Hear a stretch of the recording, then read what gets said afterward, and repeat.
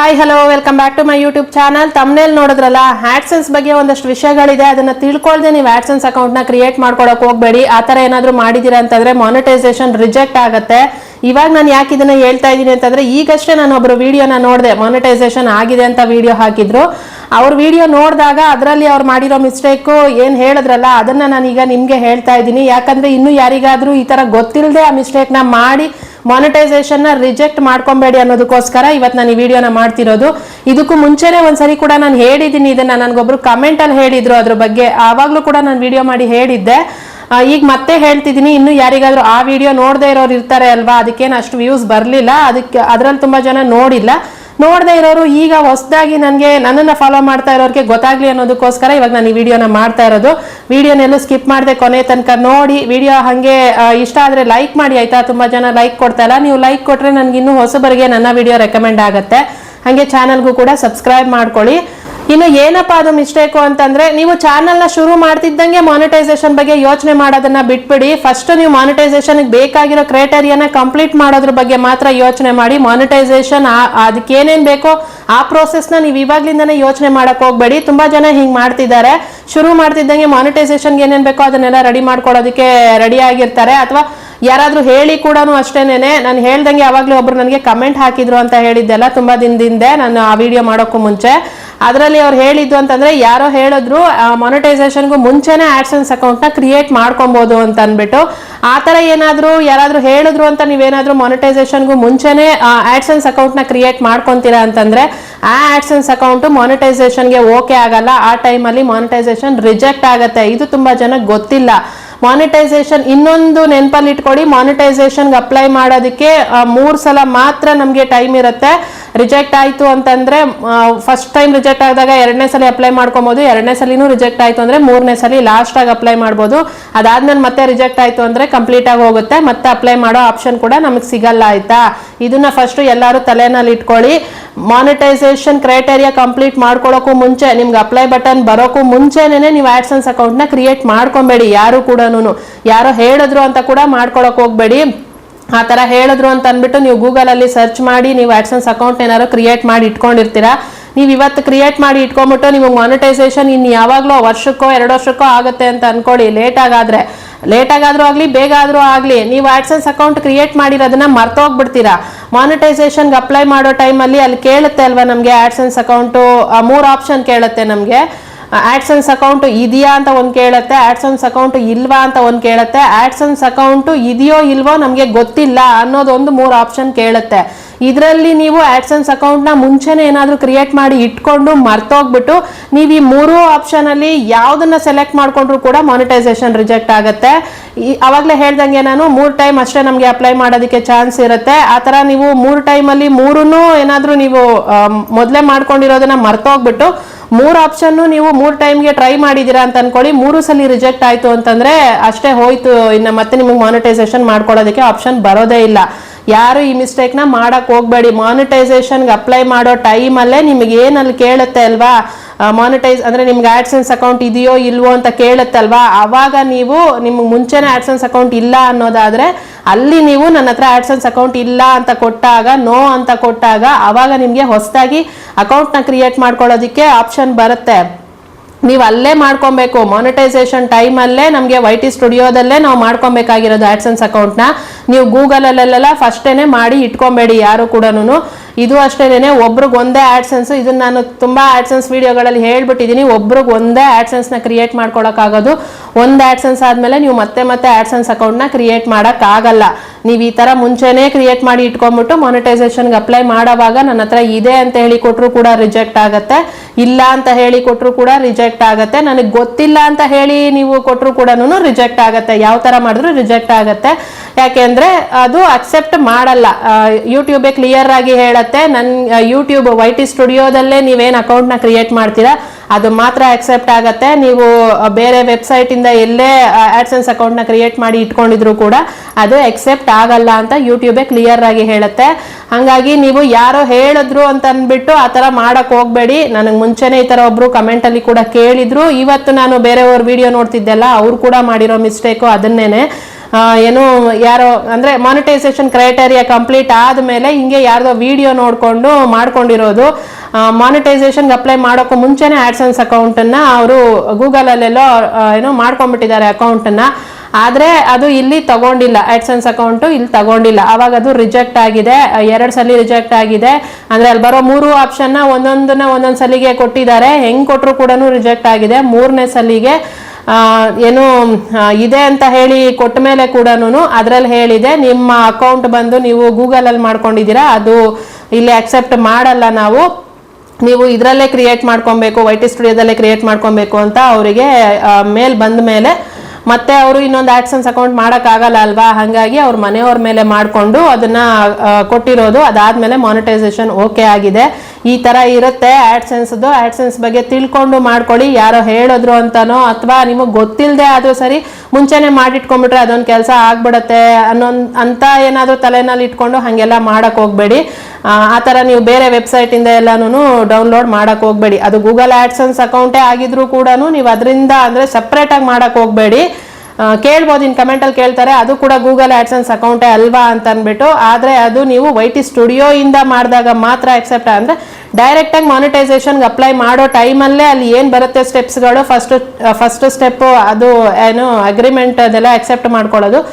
2ನೇ ಸ್ಟೆಪ್ಪಲ್ಲೇ ನಿಮಗೆ ಆ್ಯಡ್ಸೆನ್ಸ್ ಬಗ್ಗೆ ಕೇಳೋದು. ಅಲ್ಲೇ ಮಾಡ್ಕೊಬೇಕು, ಅಕೌಂಟನ್ನು ಅಲ್ಲೇ ಕ್ರಿಯೇಟ್ ಮಾಡ್ಕೊಬೇಕು. ಮುಂಚೆ ಮಾಡಿರೋದನ್ನ ಹಾಕಕ್ಕೆ ಹೋಗಬೇಡಿ, ಎರರ್ ಅಂತ ಬರುತ್ತೆ ಅಥವಾ ರಿಜೆಕ್ಟ್ ಅಂತ ಬರುತ್ತೆ. ಮತ್ತು ಇನ್ನೊಬ್ರು ಕಮೆಂಟ್ ಹಾಕಿದ್ರು, ಯಾವುದೋ ಕರ್ನಾಟಕ ಗ್ರಾಮೀಣ ಬ್ಯಾಂಕ್ ಅಕೌಂಟನ್ನ ನಾನು ಆ್ಯಡ್ಸೆನ್ಸ್ಗೆ ಕೊಡ್ಬೋದಾ ಅಂತ ಅಂದ್ಬಿಟ್ಟು. ಆ ಬ್ಯಾಂಕ್ ಅಕೌಂಟಲ್ಲಿ ನಿಮಗೆ ಏನೋ US ಸ್ವಿಫ್ಟ್ ಕೋಡ್ ಸಿಗುತ್ತಾ, ಹಾಗಿದ್ರೆ ನೀವು ಕೊಡ್ಬೋದು. ಇಲ್ಲ ಅಂತಂದರೆ ಅವೆಲ್ಲ ಕೊಡೋಕ್ಕಾಗಲ್ಲ. ನೋಡ್ಕೊಳ್ಳಿ, ಅಲ್ಲಿ ಕೇಳ್ಕೊಳ್ಳಿ. ಅದು ಗ್ರಾಮೀಣ ಬ್ಯಾಂಕ್ ಆಗಿರೋದ್ರಿಂದ ಅದು US ಸ್ವಿಫ್ಟ್ ಕೋಡ್ ಎಲ್ಲ ಸಿಗಲ್ಲ ಅದರಲ್ಲಿ ಅಂತ ಅನಿಸುತ್ತೆ, ನನಗೆ ಗೊತ್ತಿಲ್ಲ ಅದ್ರ ಬಗ್ಗೆ. ಅದು ಸಿಕ್ಕಿದ್ರೆ ನಿಮಗೆ ಎಲ್ಲಿ ಯಾವ ಬ್ಯಾಂಕಲ್ಲಿ ನೀವು ಏನೋ ಯಾವ ಬ್ಯಾಂಕ್ ಅಕೌಂಟಲ್ಲಿ ನಿಮಗೆ US ಸ್ವಿಫ್ಟ್ ಕೋಡ್ ಸಿಗುತ್ತೆ ಅದು ನಿಮಗೆ ಇದಕ್ಕೆ ಆ್ಯಡ್ಸೆನ್ಸ್ಗೆ ಲಿಂಕ್ ಮಾಡಬೇಕಾಗಿರೋದು. ಆ ಥರ ಅದು US ಇಂದ ನಮಗೆ ಟ್ಯಾಕ್ಸ್ ಕಟ್ಟಾಗಿ ಬರೋದ್ರಿಂದ ನಮಗೆ ಆ ಬ್ಯಾಂಕ್ ಅಕೌಂಟೇ ಬೇಕಾಗಿರೋದು.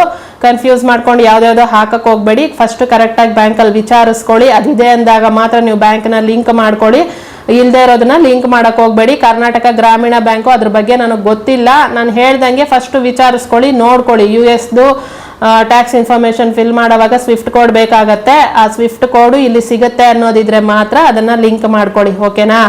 ಇನ್ನು ನೆನ್ನೆನೆ ಆ ವಿಡಿಯೋ ಮಾಡಿಬಿಟ್ಟಿದೆ, ಇದು ಕಂಟಿನ್ಯೂ ಮಾಡಿಬಿಟ್ಟು ಇದರಲ್ಲೇ ಆ್ಯಡ್ ಮಾಡ್ತಾ ಇದ್ದೀನಿ. ಯಾಕೆ ಅಂತಂದರೆ ಅದಾದಮೇಲೆ ನನಗೆ 1-2-3 ಡೌಟ್ಗಳನ್ನ ಕೇಳಿದ್ದಾರೆ ಕಮೆಂಟ್ಗಳು ಮಾಡಿಬಿಟ್ಟು ಆ್ಯಡ್ಸೆನ್ಸ್ ಬಗ್ಗೆ. ಹಾಗಾಗಿ ಇದರಲ್ಲೇ ಸೇರಿಸ್ಬಿಡೋಣ ಅಂತ ಅಂದ್ಬಿಟ್ಟು ಮತ್ತೆ ಸಪ್ರೇಟಾಗಿ ವಿಡಿಯೋ ಯಾಕೆ ಮಾಡೋದು, ಇದರಲ್ಲೇ ಸೇರಿಸ್ಬಿಡೋಣ ಅಂತ ಮಾಡ್ತಾ ಇದ್ದೀನಿ. ಏನದು ಡೌಟು ಅಂತಂದರೆ, ಒಬ್ರು ಕೇಳಿದ್ದಾರೆ ಆ್ಯಡ್ಸೆನ್ಸ್ ಅಂದರೆ ಅವ್ರದ್ದು ಏನೋ ಕಾಪಿ ರೈಟ್ ಬಂದ್ಬಿಟ್ಟು ಚಾನಲ್ಲು ಡಿಲೀಟ್ ಆಗಿದೆ. ಡಿಲೀಟ್ ಯೂಟ್ಯೂಬ್ ಮಾಡಿಲ್ಲ, ಇವರೇ ಮಾಡ್ಕೊಂಡಿರೋದು. ಕಾಪಿ ರೈಟ್ ಸ್ಟ್ರೈಕ್ ಬಂದಿತ್ತಂತೆ, 3 ಸ್ಟ್ರೈಕು. 3 ಸ್ಟ್ರೈಕ್ ಬಂದಿದೆ ಅಂತ ಅಂದ್ಬಿಟ್ಟು ಯೂಟ್ಯೂಬ್ ಡಿಲೀಟ್ ಮಾಡೋಕೆ ಮುಂಚೆ ಇವರೇ ಡಿಲೀಟ್ ಮಾಡಿಬಿಟ್ಟಿದ್ದಾರೆ ಚಾನಲ್ ಡಿಲೀಟ್ ಮಾಡಿ ಈಗ ಬೇರೆ ID-ನ ಕ್ರಿಯೇಟ್ ಮಾಡಿಕೊಂಡು ಬೇರೆ ಚಾನಲ್ನ ಕ್ರಿಯೇಟ್ ಮಾಡಿಕೊಂಡು ವಿಡಿಯೋಸನ್ನ ಹಾಕ್ತಿದ್ದಾರೆ. ಅದಕ್ಕೆ ಹಳೆ ಆ್ಯಡ್ಸೆನ್ಸ್ನೇ ಕೊಡ್ಬೋದಾ ಅಂತ ಅಂದ್ಬಿಟ್ಟು ಕೇಳಿದ್ರು. ಈಗ ಅದು ಕಾಪಿ ರೈಟ್ ಸ್ಟ್ರೈಕ್ ಬಂದು ನೀವೇ ಡಿಲೀಟ್ ಮಾಡಿರೋದು, ಯೂಟ್ಯೂಬ್ ಏನು ಡಿಲೀಟ್ ಮಾಡಿರಲಿಲ್ಲ. ಅಕಸ್ಮಾತ್ ಯೂಟ್ಯೂಬ್ ಡಿಲೀಟ್ ಮಾಡಿದಿದ್ರೆ ನಿಮ್ದು ಹಳೆ ಆ್ಯಡ್ಸೆನ್ಸ್ ಹಾಕದೇ ಇದ್ರೆ ಚೆನ್ನಾಗಿರುತ್ತೆ. ಯೂಟ್ಯೂಬ್ ಏನು ಡಿಲೀಟ್ ಮಾಡಿಲ್ಲ, ನೀವೇ ಮಾಡಿದ್ದೀರಾ. ಇನ್ನದು ಹಳೆ ಆ್ಯಡ್ಸೆನ್ಸೇ ಕೊಡಬಹುದು. ಅದರಲ್ಲೂ ನೀವು ಕೇಳಿದ್ರಿ ಸರ್ಕಮ್ವೆನ್ಷನ್ ಪಾಲಿಸಿ ಅಂತ ಏನಾದರೂ ಆಗಿ ಈ ಚಾನಲ್ನು ಡಿಲೀಟ್ ಆದರೆ ಅಂತ ಅಂದ್ಬಿಟ್ಟು. ಆ ಥರ ಯಾವಾಗ ಬರುತ್ತೆ ಅಂದರೆ ನೀವು ಕಮ್ಯುನಿಟಿ ಸ್ಟ್ರೈಕು ಅಥವಾ ಇನ್ಆಥೆಂಟಿಕ್ಕು ಈ ಥರ ಏನಾದರೂ ರೀಯೂಸ್ಡು ರಿಪಿಟೇಟಿವ್ ಇಂಥವೆಲ್ಲ ಬಂದು ಚಾನಲ್ ಯೂಟ್ಯೂಬೇ ಡಿಲೀಟ್ ಮಾಡಿದಾಗ ನೀವು ಇನ್ನೊಂದು ಅಕೌಂಟ್ನ ಕ್ರಿಯೇಟ್ ಮಾಡಿಕೊಂಡು ಅದರಲ್ಲಿ ಆ್ಯಡ್ಸೆನ್ಸ್ ಕೊಟ್ಟಾಗ ಗ್ಯಾರಂಟಿ ಆ ಚಾನಲ್ಲು ಕೂಡ ಹೋಗುತ್ತೆ. ಆದರೆ ಇದು ನೀವೇ ಚಾನಲ್ನ ಡಿಲೀಟ್ ಮಾಡಿದ್ದೀರಾ ಕಾಪಿರೈಟ್ ಸ್ಟ್ರೈಕ್ಗೆ. ಆ ಥರ ಎಲ್ಲ ಡಿಲೀಟ್ ಮಾಡಕ್ಕೆ ಹೋಗ್ಬೇಡಿ. ಕಾಪಿರೈಟ್ ಬಂತು ಅಂದ ತಕ್ಷಣ ಕಾಪಿರೈಟು ಅದಕ್ಕೆ 90 ದಿನ ಟೈಮ್ ಇರುತ್ತೆ, ಅದು ಹೋಗುತ್ತೆ. ಆದರೆ ನೀವು 3 ಬಂದಿದೆ ಅಂತ ಅಂದ್ರಿ, ಓಕೆ. ಆ ಥರ ಡೌಟ್ ಇತ್ತು ಅಂತ ಅಂದಾಗ ನೀವು ನಿಮ್ಮದು ಹಳೆ ಆ್ಯಡ್ಸೆನ್ಸ್ನ ಕೊಡೋಕೆ ಹೋಗಬೇಡಿ, ನೀವು ಹೊಸದಾಗಿ ಆ್ಯಡ್ಸೆನ್ಸ್ನ ಕ್ರಿಯೇಟ್ ಮಾಡ್ಕೊಳ್ಳಿ. ಆದರೆ ಅದನ್ನು ನೀವು ನಿಮ್ಮ ಮನೇಲಿ ಬೇರೆ ಯಾರ ಮೇಲಾದರೂ ಮಾಡಬೇಕಾಗತ್ತೆ, ನಿಮ್ಮ ಮೇಲೇ ನೀವು ಇನ್ನೊಂದು ಆ್ಯಡ್ಸೆನ್ಸ್ನ ಮಾಡೋಕ್ಕಾಗಲ್ಲ, ಒಬ್ರಿಗೆ ಒಂದೇ ಆ್ಯಡ್ಸೆನ್ಸ್ ಆಗಿರೋದ್ರಿಂದ. ಆಯ್ತಾ. ನೀವು ಬೇರೆ ಆಡ್ಸೆನ್ಸ್ನೇ ಕ್ರಿಯೇಟ್ ಮಾಡಿಕೊಂಡು ಕೊಡ್ಬೇಕಾಗತ್ತೆ. ಅವ್ರದ್ದೇ ಎಲ್ಲ ಬ್ಯಾಂಕ್ ಡೀಟೇಲ್ ಇಂದ ಹಿಡಿದು ಎಲ್ಲಾನು ಅವ್ರದ್ದೇ ಕೊಡ್ಬೇಕಾಗತ್ತೆ. ಇದನ್ನು ಇನ್ನೊಬ್ರು ಕೂಡ ಕೇಳಿದ್ರು, ಅಂದ್ರೆ ಆಡ್ಸೆನ್ಸ್ ಅಕೌಂಟ್ ನಾನೀಗ ಬೇರೆಯವ್ರ ಮೇಲೆ ಕ್ರಿಯೇಟ್ ಮಾಡ್ಬಿಟ್ಟು ಬ್ಯಾಂಕ್ ಡೀಟೇಲ್ಸ್ ನಾನು ಕೊಡ್ಬೋದಾ ಅಂತ ಅನ್ಬಿಟ್ಟು. ಆ ತರ ಬ್ಯಾಂಕ್ ಡೀಟೇಲ್ಸ್ ನೀವೇ ನಿಮ್ದು ಕೊಡಂಗಿಲ್ಲ. ಬೇರೆ ಆಡ್ಸೆನ್ಸ್ ಅಕೌಂಟ್ಗೆ ನಿಮ್ದು ಬ್ಯಾಂಕ್ ಡೀಟೇಲ್ಸ್ ಕೊಡಕ್ಕಾಗಲ್ಲ. ಆಡ್ಸೆನ್ಸ್ ಅಕೌಂಟ್ ಯಾರ ಹೆಸರಲ್ಲಿ ಮಾಡಿರ್ತೀರಾ ಅವ್ರದೇ ಬ್ಯಾಂಕ್ ಡೀಟೇಲ್ಸ್ ಕೊಡ್ಬೇಕಾಗತ್ತೆ. ಆ ತರ ಮಿಸ್ಟೇಕ್ ಎಲ್ಲ ಮಾಡಕ್ ಹೋಗ್ಬೇಡಿ. ಅದಾದ್ಮೇಲೆ ಆಡ್ಸೆನ್ಸ್ ಅಲ್ಲಿ ಈಗ ಅವ್ರದ್ದು ಏನು ID ಕಾರ್ಡ್ಗಳೇನಿರುತ್ತೆ ಗೌರ್ಮೆಂಟ್ IDಗಳು, ಅದರಲ್ಲಿ ಹೆಸರು ಬಿಗ್ ಲೆಟರ್ ಅಲ್ಲಿ ಇದ್ದು ಆಡ್ಸೆನ್ಸ್ ಅಲ್ಲಿ ಸ್ಮಾಲ್ ಲೆಟರ್ ಅಲ್ಲಿ ಹಾಕ್ಬೋದಾ ಅಂತ ಕೇಳಿದ್ರು. ಆ ತರ ಎಲ್ಲ ಮಾಡಕ್ ಹೋಗ್ಬೇಡಿ. ನೀವು ಏನ್ ನಿಮ್ಮ ಗೌರ್ಮೆಂಟ್ ID-ನಲ್ಲಿ ಆಧಾರ್ ಕಾರ್ಡು, ಪ್ಯಾನ್ ಕಾರ್ಡು ಮತ್ತೆ ಬ್ಯಾಂಕ್ ಪಾಸ್ಬುಕ್ ಅದರಲ್ಲೆಲ್ಲ ಏನ್ ನಿಮ್ದು ಹೆಸರು ಅಡ್ರೆಸ್ ಏನಿರುತ್ತೆ ಅದನ್ನೇ ನೀವು ಆಡ್ಸೆನ್ಸ್ ಅಲ್ಲೇ ಕೊಡ್ಬೇಕಾಗತ್ತೆ. ಸೇಮ್ ಟು ಸೇಮ್ ಇರಬೇಕು. ಒಂದು ಡಾಟ್ ಇಂದ ಹಿಡಿದು ಇನ್ಷಿಯಲ್ಗಳು, ನೀವು ಇನ್ಷಿಯಲ್ಗಳನ್ನ ಆ ಕಡೆ ಈ ಕಡೆ ಹೆಚ್ಚು ಕಡಿಮೆ ಮಾಡಿ ಹಾಕಿದ್ರು ಕೂಡ ಪ್ರಾಬ್ಲಮ್ ಆಗತ್ತೆ. ಹಾಗೆಲ್ಲ ಮಾಡಕ್ ಹೋಗ್ಬೇಡಿ.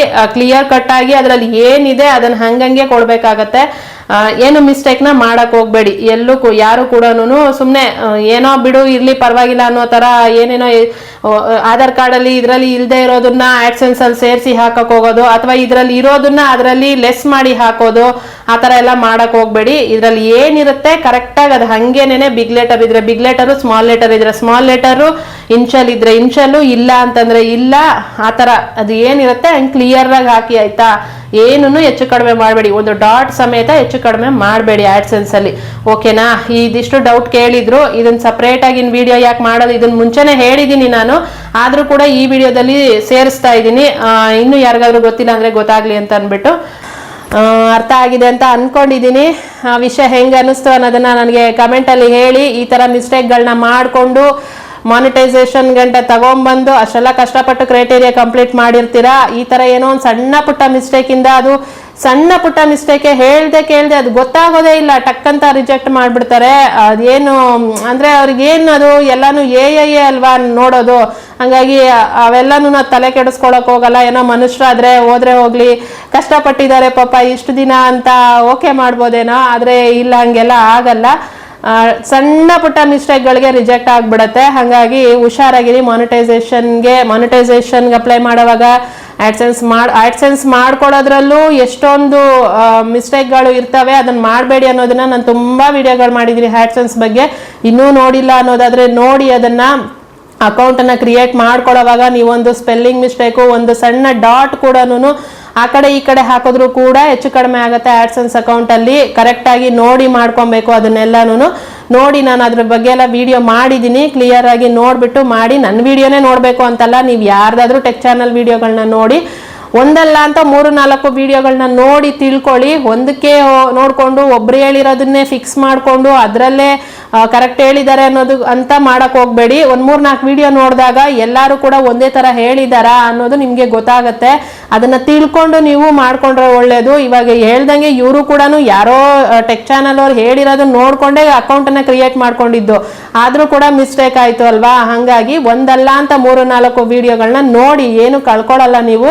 ಈ ತರ ಇಲ್ಲಿ ತನಕ ತಗೊಂಬಂದು ಚಾನೆಲ್ ನ ಕಳ್ಕೊಳ್ಳೋದಕ್ಕಿಂತ ಈ ತರ 4-5 ವಿಡಿಯೋಗಳನ್ನ ನೋಡಿ, 1 hour 2 hour ಟೈಮ್ ಕೊಟ್ಟು ಕ್ಲಿಯರ್ ಆಗಿ ನೋಡಿ ಅವ್ರು ಹೇಳೋದನ್ನ ಅವ್ರು ಏನ್ ಹೇಳಿ ಎಕ್ಸ್ಪ್ಲೈನ್ ಮಾಡ್ತಾರೆ ಅದನ್ನ ಕ್ಲಿಯರ್ ಆಗಿ ನೀವು ಅರ್ಥ ಮಾಡ್ಕೊಂಡಾಗ ಕಷ್ಟಪಟ್ಟಿರೋ ಚಾನೆಲ್ನ ಕಳ್ಕೊಳ್ಳೋ ಅವಶ್ಯಕತೆ ಇರಲ್ಲ ಅಂತ ನನ್ನ ಅಭಿಪ್ರಾಯ. ನನಗೆ ಗೊತ್ತಿರೋಷ್ಟು ನಾನು ಹೇಳಿದ್ದೀನಿ ಅಷ್ಟೇ. ಇನ್ನು ಇವತ್ತಿನ ವಿಷಯ ಕೂಡ ಇಷ್ಟೇನೇನೆ. ಇಷ್ಟ ಆಗಿದೆ ಅಂತ ಅನ್ಕೊಂಡಿದ್ದೀನಿ. ಪ್ಲೀಸ್ ಒಂದು ಲೈಕ್ ಮಾಡಿ. ತುಂಬಾ ಜನ ಲೈಕ್ ಕೊಡ್ತಾ ಇಲ್ಲ, ತುಂಬಾ ಜನ ಸಬ್ಸ್ಕ್ರೈಬ್ ಮಾಡ್ತಾ ಇಲ್ಲ. ಆದಷ್ಟು ಬೇಗ 10K ರೀಚ್ ಆಗೋಣ. ಬೇಗ ಸಬ್ಸ್ಕ್ರೈಬ್ ಮಾಡಿ, ಸಪೋರ್ಟ್ ಮಾಡಿ. ನೀವು ಲೈಕ್ ಮಾಡಿದ್ರೆ ಇನ್ನೊಂದಷ್ಟು ಹೊಸಬರಿಗೆ ನನ್ನ ವಿಡಿಯೋಗಳು ರೆಕಮೆಂಡೇಶನ್ಗೆ ಹೋಗ್ತಾ ಇರುತ್ತೆ. ಲೈಕ್ ಕೊಡಿ. ವಿಡಿಯೋಗೆ ಲೈಕ್ಸು ಕಮೆಂಟ್ಸು ತುಂಬಾ ಇಂಪಾರ್ಟೆಂಟು. ಪ್ಲೀಸ್ ಲೈಕ್ ಕೊಡಿ. ನಿಮಗೆ ನಿಮ್ಮ ಅಭಿಪ್ರಾಯನ ಕಮೆಂಟಲ್ಲಿ ಬರೀರಿ.